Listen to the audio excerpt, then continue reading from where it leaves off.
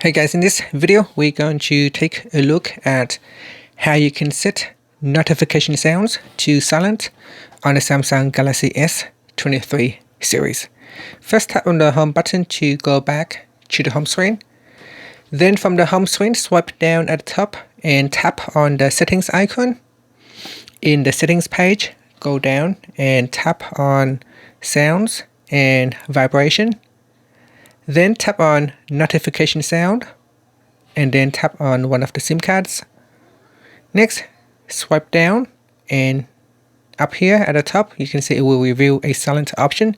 Tap on that, your phone will still be able to receive notifications, but from now on it will be in silent mode and it will not raise any sound.